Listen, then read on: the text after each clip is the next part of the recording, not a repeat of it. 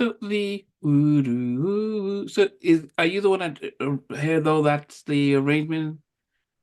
Yeah, Uh, yeah, that was one of those things where that song before I wrote it, heard it, I had this great conversation when we first got on with Dr. Dre, who talked about it was a great conversation with Dre where we talked about hearing something before. And where I bonded with Dre was a conversation. We said, well, we both work in the same way where we hear we hear it done in our minds in some kind of way. We hear the whole song done, and then the rest of the time is spent trying to match that mental image, mm, mental audio image that we have. The entire rest of the time is trying to match it, trying to make what you actually hear in your mind into reality. And producing is where your skill set and the repetition of learning how to use your tools, you then become proficient enough to get close to that idea, right? mm. The better your skill set gets, the closer to replicating the mental audio image that you have in mind gets better. And when people take off, usually is when their skill set starts to match that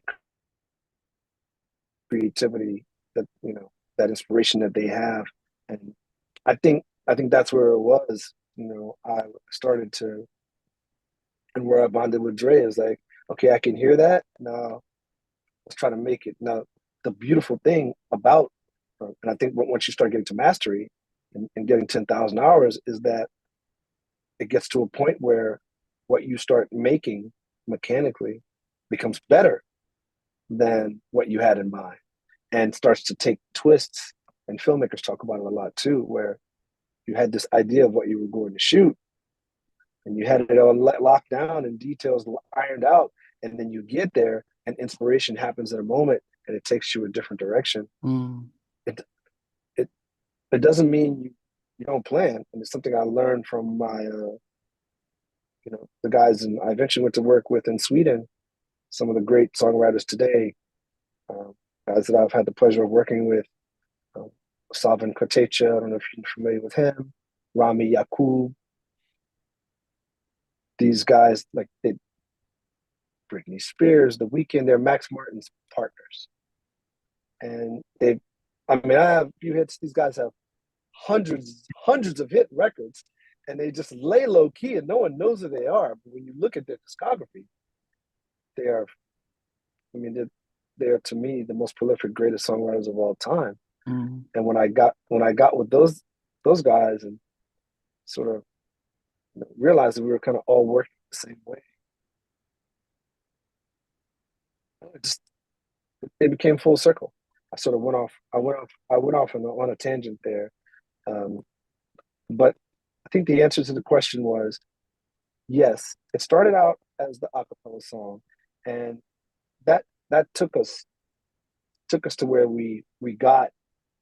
It was actually the label. I think it may have been Randy's idea, even the label founder, Randy Phillips, who is pretty much a notable figure in the music business.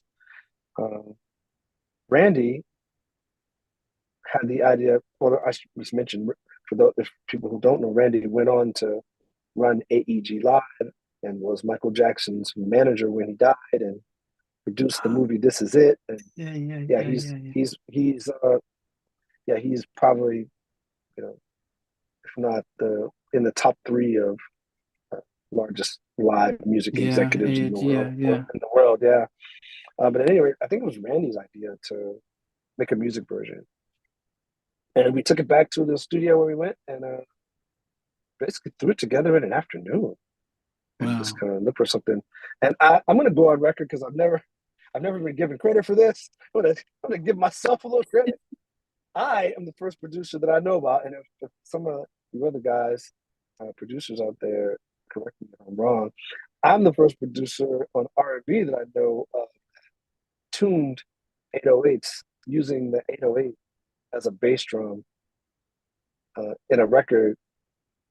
If you listen to "If I Ever Fall in Love," Blues Bedroom remix, that is the first time I can recall 808s being tuned and used as bass on a record. If somebody else something at me, send me a link to the Spotify to who did it before 1992. But I'm on record as saying I'm the first. Okay. Well, 808s. well, I'm sure what'll happen is when people watch this who are really music connoisseurs, they'll probably dig out Bring something. it. Yeah, that'll be. I hope so. I'll be I sure to hope pass so. this on to you.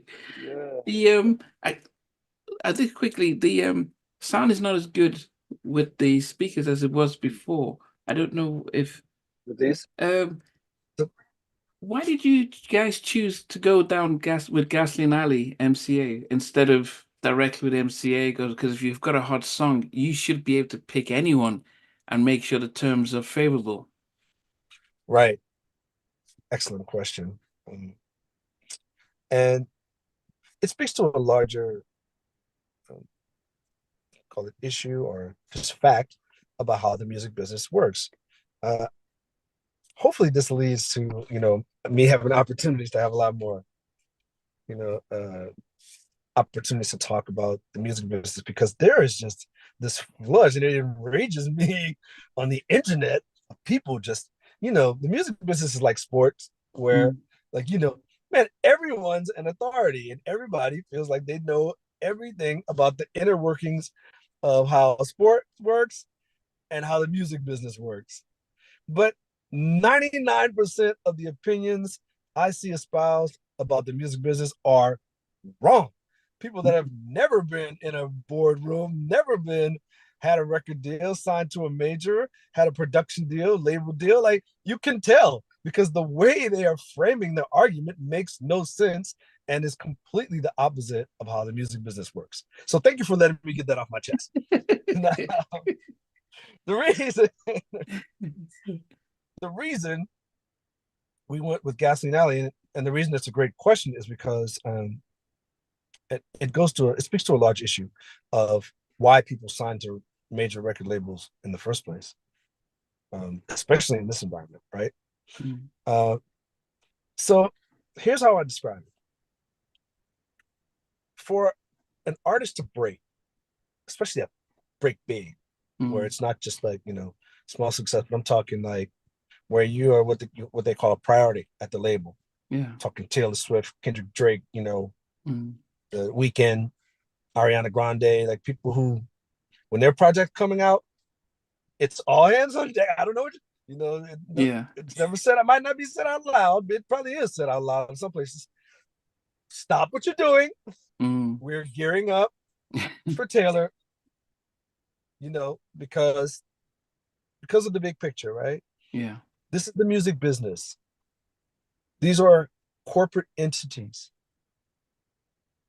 Taylor, Drake, in that moment, Shai. We are the revenue generators. Mm, About 10% of the roster or less generates, they say 80-20. In the mm, music business, it's more like 90-10. 10% mm, of that roster is supporting everything else. So when the big dogs are ready to go, quarterly projections say, I got an Ariana Grande record, I got a Taylor record, I got a Drake record this quarter. mm, This is going to be the quarter. I got Morgan Wallen over here. They're looking across the landscape of their entire roster.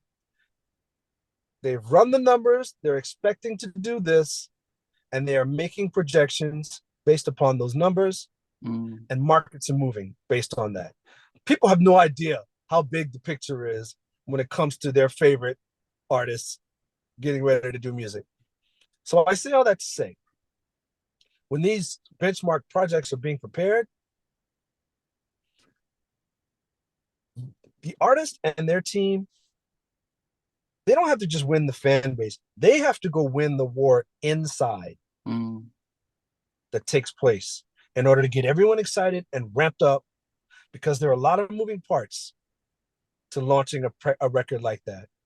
Radio needs to be in tune with marketing, needs to be in tune with project managers, needs to be in tune with with representatives in each region to know when we're going to be in that market. When can we time our radio station promotions and our shows around that so that we get maximum impact? There are a lot of moving parts, and they're happening globally. People have no idea how much is on the line.